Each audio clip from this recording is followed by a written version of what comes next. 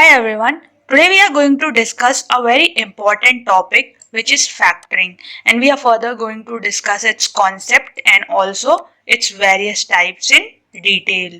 So it sometimes so happens in a business that we want either urgent cash or we are planning to expand a firm, right? Or we have to pay back to our creditors. So in this case, what do? We basically use factoring, that is we sell out our debtors, okay, get money and fulfill whatever our goal is, right? So this is what we are going to discuss. So the first thing is, what exactly is factoring, right? So sometimes, as I said, it so happens that a firm requires urgent money to either make a payment to its creditors or for expansion of its business, right? When the firm sells its bills, receivables, or debtors to a third party, right, in order to get the required money to fulfill its various needs, is called the factoring concept, right? So it's very common activity followed to tackle debts or gain urgent money. So it's very simple.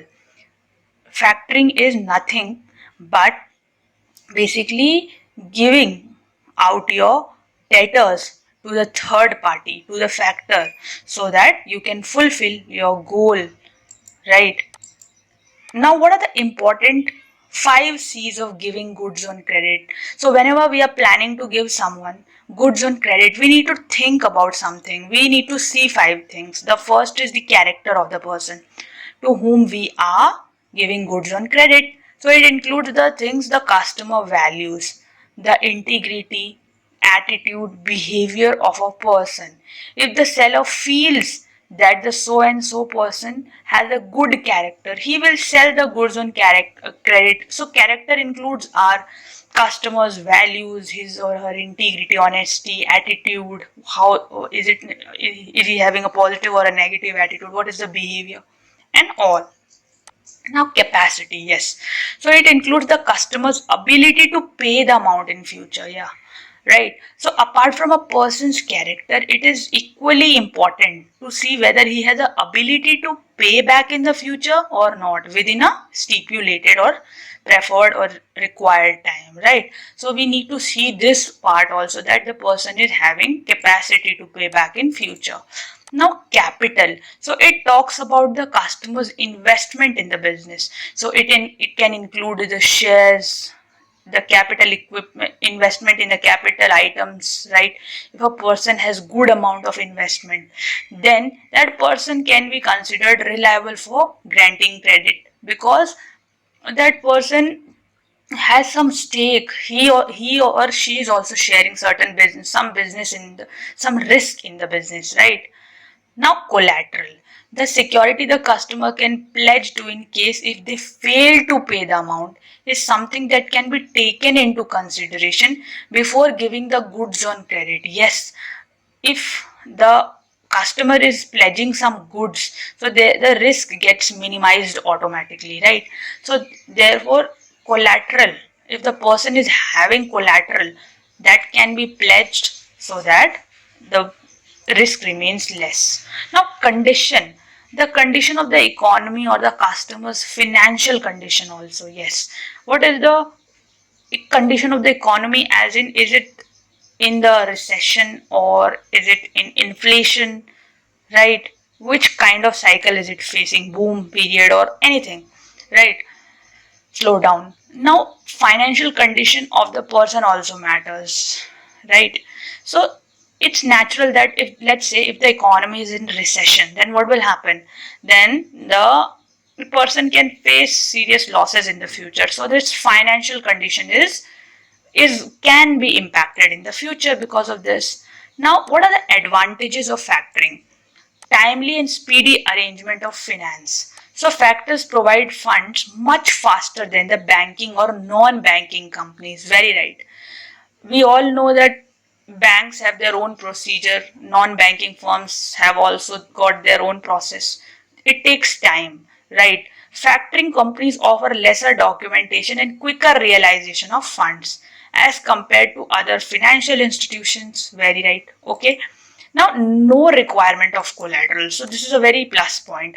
Unlike cash credit and overdraft, okay, factors do not require any collateral security to be pledged. Okay, we do not have to pledge anything to our factors. New businesses or startups can easily avail the advances provided they have strong receivables debtors. Okay, so new businesses or whether we talk about startups, they can avail the advances if they have good receivables, that is the debtors are strong, they have the ability to pay the entire amount in future. Okay, now, attention towards further business operations and expansion. Yes, it so happens that due to so many debtors, we don't get time for other core activities. So we think of just selling them off.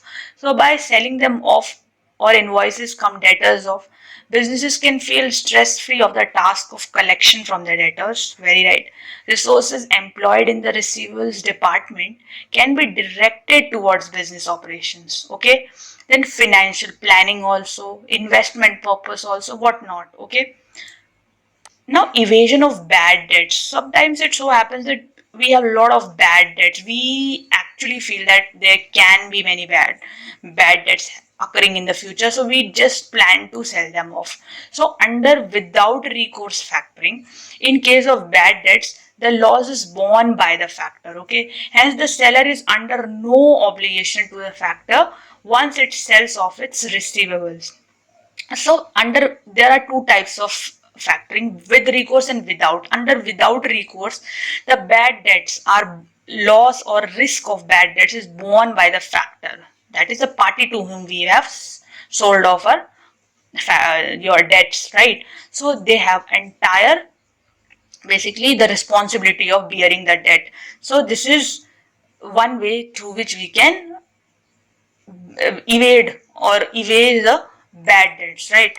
Now, what are the different types of factoring? The first one is full services without recourse. So this one we just discussed. Here the factor or the third party takes the entire risk of the bad debt. Okay.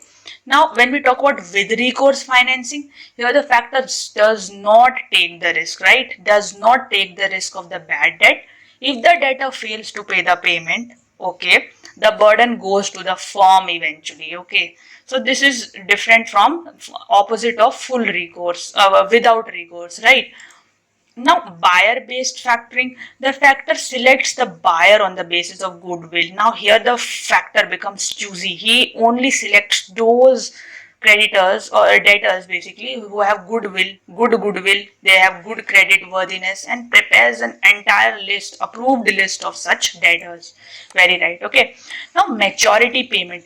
Here the factor pays the amount only when he receives the amount from the debtor. So it is not a good option if one requires urgent cash. Very right. Okay, so maturity payment is when the factor is paying the amount only when he is receiving the entire amount from the debtor. Okay. And if you require urgent cash, then it's not a good option. Now, bulk factoring, also known as notified factoring, because the factor informs the debtor about the change in payment party. Okay, so here basically the factor is informing the debtor that yes, your party has changed, now you have to pay me the payment, right? Now, agency factoring, what happens in this? Basically, when both the factors and the client share the work of receivables management among themselves, they work unanimously. That is, they work unanimously. They are handling the work of debtors on their own. They are collectively, right? Now, let's practice some important questions. Under which type of factoring the payment is made to the client on actual payment received? Bulk factoring, full service, maturity, or none of the above. So, under basically we discussed that maturity factoring, the payment is made to the client on actual payment received. When the client is receiving the actual payment, then only the payment is made to the basically owner. Okay, now business. Now the next question is what factoring is a process of assigning debtors to the third party, right? Now the other option is assigning creditors to the third party, both A and B, or none of the above. So factoring is basically a process we all discussed, that we are assigning debtors to the third party. Okay, so the third party is basically the factor to which whom we are assigning this. So in this diagram we can see that there is customer, client, and factor. Okay, so client is the business, customer is the debtor, then factor. So client is making credit sale of goods to the customer. Okay, and factor, client is selling this to the factor, and now the customer has to pay the amount to the factor, right? So hope everything was clear to you, right? So this was all for today. Thank you so much for your time.